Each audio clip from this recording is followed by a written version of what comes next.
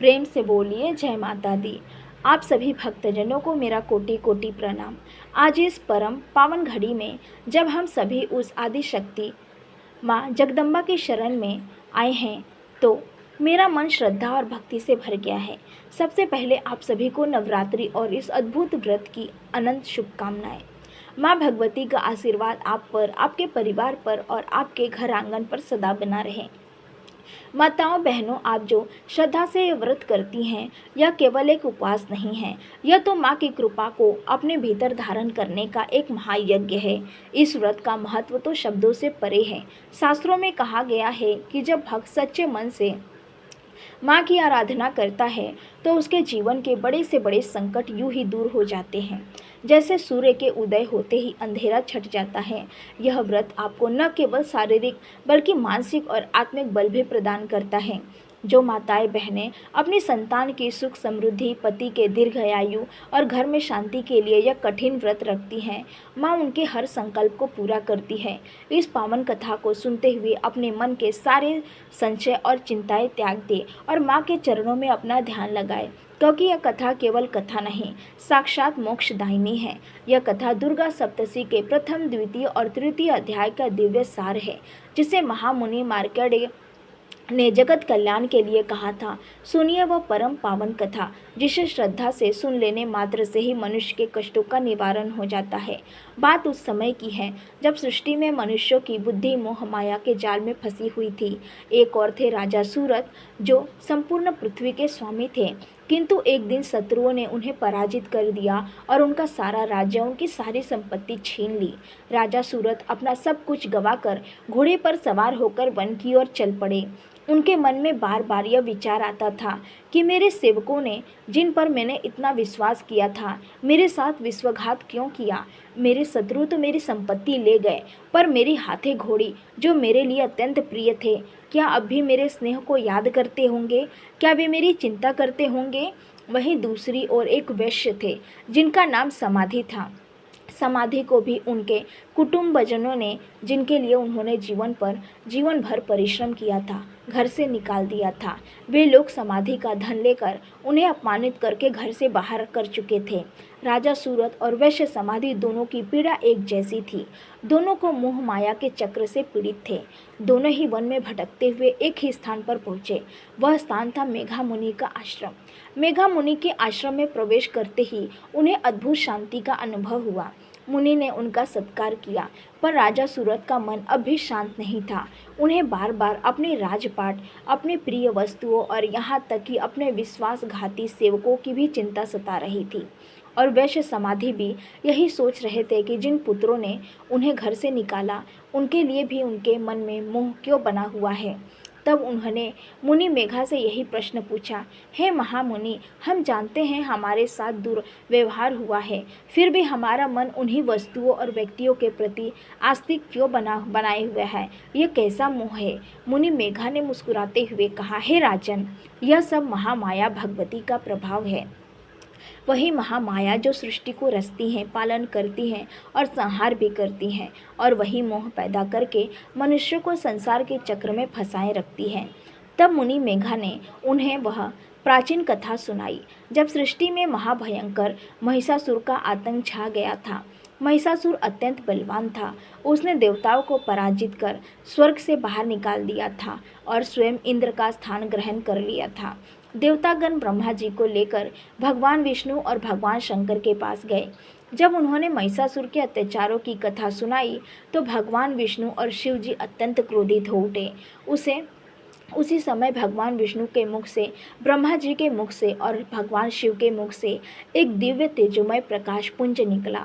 जितने भी देवता वहाँ उपस्थित थे, उनके शरीर से भी तेज निकलना शुरू हो गया। वह सारा तेज एक जगह एकत्रित हुआ और देखते ही देखते उस विराट तेजपुंज ने एक अत्यंत तेजस्वी, अद्भुत और मनमोहक स्वरूप धारण कर लिया। उस स्वरूप को देखकर देवता भी चकित रह गए, क्योंकि वह स्वरूप साक्षात शक्ति का था। वह थी माँ भगवती। भगवान शंकर ने उन्हें अपना त्रिशूल दिया, भगवान विष्णु ने उन्हें अपना सुदर्शन चक्र दिया, इंद्र ने अपना वज्र दिया, वरुण देव ने पाश दिया और सभी देवताओं ने अपने अपने अस्त्र शस्त्र उन्हें अर्पित किए। माँ का वह स्वरूप ऐसा अद्भुत था कि उनके सहस्त्रों भुजाएं थी और हर भुजा में एक दिव्य अस्त्र शोभा पा रही थी। माँ का मुखमंडल अत्यंत शांत था, पर उनकी आंखों में महिषासुर के नाश का प्रचंड संकल्प था। इस प्रकार देवी सभी देवताओं के तेज से प्रकट हुई और उनके भयंकर गर्जना से तीनों लोग कांप उठे। माँ की भयंकर गर्जना सुनकर महिषासुर अचंभित हो गया और उसने पूछा कि यह कौन है। जब उसने दूतों ने उसे जाकर बताया कि एक ऐसी देवी प्रकट हुई है जो अत्यंत सुंदर और बलवान है, तो महिषासुर ने अपने विशाल सेनापतियों को माँ से युद्ध करने के लिए भेजा। माँ ने कैसे अपनी लीला से महिषासुर के असंख्य सैनिकों को ध्वस्त कर दिया, यह वर्णन अत्यंत रोमांचक है। माँ की लीला ऐसी थी कि जब उनके प्रमुख सेनापति, जिन्हें चिछूट और चामर कहा गया है, युद्ध के लिए आए तो माँ ने भयंकर हास किया। चिश्रूर और चामर ने माँ पर भयंकर प्रहार किए, लेकिन माँ ने उन सभी को अपने त्रिशूल से और अपने दिव्य अस्त्रों से विफल कर दिया। माँ और उनके वाहन सिंह ने मिलकर महिषासुर की सेना को गाजर मूली की तरह काटना शुरू कर दिया। युद्ध इतना भयंकर हुआ कि रक्त की नदियाँ बह गईं और देखते ही देखते माँ ने अपनी लीला से महिषासुर के प्रमुख सेनापतियों को धूल चटा दी। मेघा मुनि कहते हैं, हे राजन सूरत और वैश्य समाधि, यही वह महामाया है जो ज्ञानियों को ज्ञान देती है और अज्ञानियों को मोह से बांधती है। आप भी उन्हीं की शरण में जाओ। तब राजा सूरत और वैश्य समाधि ने मुनि से पूछा, हे भगवत, हम किस प्रकार माँ की पूजा करें जिससे हमें उनके दर्शन हों और हम इस मोह के जाल से मुक्त हो सके। मुनि मेघा ने कहा, यह परम पावन व्रत जो नवरात्रि में किया जाता है अथवा किसी भी शुभ मुहूर्त में, इस व्रत को करने से माँ प्रसन्न होती है। व्रत का प्रथम नियम है शुद्धता, मन की शुद्धता, तन की शुद्धता और वचन की शुद्धता। इस व्रत को आरंभ करने से पहले आपको संकल्प लेना होगा। आप सुबह ब्रह्म मुहूर्त में उठकर स्नान करें, स्वच्छ वस्त्र धारण करें, अपने पूजा स्थान को गंगा जल से पवित्र करें, एक चौकी पर लाल वस्त्र बिछाएं और उस पर माँ दुर्गा की सुंदर प्रतिमा या चित्र स्थापित करें। कलश स्थापना करें जिसमें जल भरकर सुपारी, सिक्का और चावल डालकर उसके मुख पर आम के पत्ते लगाकर ऊपर से नारियल रखें। फिर घी का दीपक जलाएं और अखंड हो तो सर्वोत्तम है। मन में यह संकल्प ले, हे माँ, मैं आपके निमित्त यह व्रत करता रहूँगी। आप ही इसे पूर्ण कराएं और मेरी मनोकामनाएं पूरी करें। इस व्रत में आपको 9 दिनों तक सात्विक भोजन करना होगा, भूमि पर शयन करना होगा और सबसे महत्वपूर्ण, आपको दुर्गा सप्तशती के इन पवित्र अध्यायों का पाठ करना होगा। यह व्रत ही आपको मोह से मुक्ति दिलाएगा। इस प्रकार मेघा मुनि ने उन्हें व्रत का महत्व और प्रारंभिक पूजा विधि बताई और राजा सूरत तथा वैश्य समाधि ने उनकी आज्ञा मानकर नदी के किनारे देवी की आराधना आरंभ कर दी। वे दोनों ही माँ की भक्ति में लीन हो गए, क्योंकि उन्हें विश्वास हो गया था कि इस संसार में केवल माँ भगवती ही हैं जो सच्चे सुख और शांति की प्राप्ति करा सकती हैं। वे दोनों ही श्रद्धा से पाठ करते, ध्यान लगाते और माँ के नामों का जाप करते। उनका हृदय भक्ति के रस से सराबोर हो गया। अब आगे सुनिए कैसे माँ ने महिषासुर का वध किया और राजा सूरत तथा वैश्य समाधि को वह परम वरदान दिया जिसकी चाह बड़े बड़े योगी भी करते हैं। तब तक आप सच्चे मन से बोलिए, जय माँ दुर्गे। अब तक हमने क्या सुना? राजा सूरत और वैश्य समाधि मुनि मेघा के वचनों को सुनकर माँ की आराधना में लीन हो गए थे। उधर देवतागणों के तेज से प्रकट हुई माँ भगवती ने महिषासुर के असंख्य सैनिकों को और उसके प्रमुख सेनापतियों को युद्ध में पराजित कर दिया था। माँ की शक्ति को देखकर महिषासुर का अहंकार और क्रोध चरम पर पहुँच गया। वह स्वयं भैंसे का रूप धारण करके युद्ध के मैदान में आया। उसकी भयंकर गर्जना से पृथ्वी हिलने लगी। उसने अपनी पूंछ से पृथ्वी को हिलाना और अपनी सींगों से पर्वतों को उठाकर माँ पर फेंकना शुरू कर दिया। महिषासुर अत्यंत मायावी भी था। वह कभी भैंसा बन जाता, कभी सिंह बन जाता और कभी मनुष्य का रूप धारण कर लेता ताकि माँ को भ्रमित कर सके। तब माँ ने भी भयंकर रूप धारण किया। माँ ने अपने त्रिशूल से, अपने चक्र से, अपने खड्ग से महिषासुर के मायावी रूपों को एक एक करके काटना शुरू कर दिया। महिषासुर बार बार रूप बदलकर आता, पर माँ की लीला शक्ति के सामने उसकी कोई भी माया सफल नहीं हो पाई। महिषासुर बार बार वार करता और माँ उसे सहजता से विफल कर देती। इस प्रकार यह युद्ध कई दिनों तक चला। अंत में जब महिषासुर ने भैंसे का अत्यंत विशाल रूप धारण कर लिया और वह पहाड़ की तरह माँ की ओर दौड़ा, तब माँ ने उस पर अपने पाश का प्रहार किया और उसे बांध लिया। पास से बंधे होने पर भी महिषासुर ने अपनी माया का प्रयोग किया और पास से निकलकर वह अपने भैंसे के शरीर को छोड़कर मनुष्य का रूप धारण करके बाहर निकलने की चेष्टा करने लगा। तभी माँ ने अपनी लीला दिखाई और देखते ही देखते माँ ने तुरंत अपने खड्ग से महिषासुर के सिर को धड़ से अलग कर दिया। यह अदृश्य अद्भुत दृश्य था। जब महिषासुर के भैंसे के शरीर के मनुष्यों का रूप बाहर निकल रहा था और माँ ने उसे पूर्ण रूप से बाहर निकलने से पहले ही उसका वध कर दिया। जैसे ही माँ ने उसका वध किया, सारे संसार में शांति छा गई।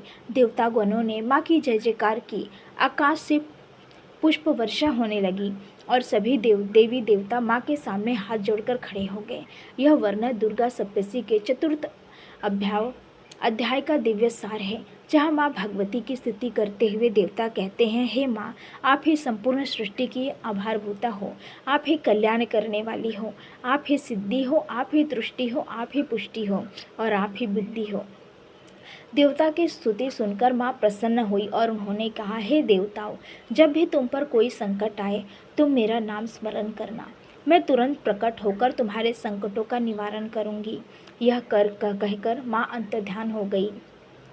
पर माँ की कथा यहीं समाप्त नहीं होती, क्योंकि माँ तो अनंत है और उनकी लीलाएं भी अनंत है।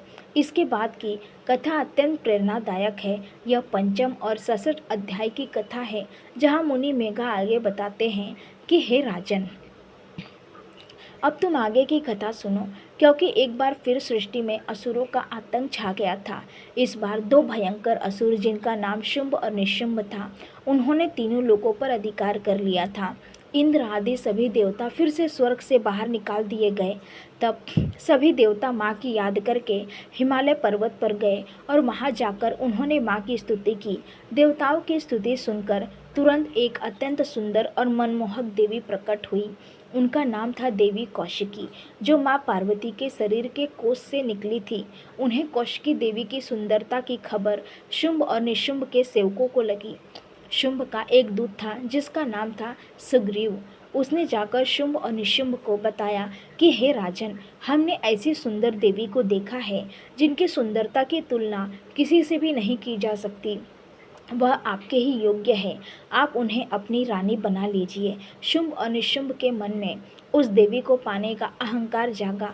तब उन्होंने अपना एक और प्रमुख दूत, जिसका नाम था धूम्रलोचन, उसे देवी के पास भेजा और कहा कि तुम जाकर उस देवी से कहना कि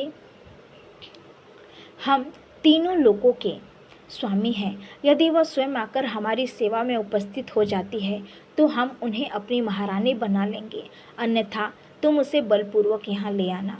धूम्रलोचन अहंकार से भरा हुआ था।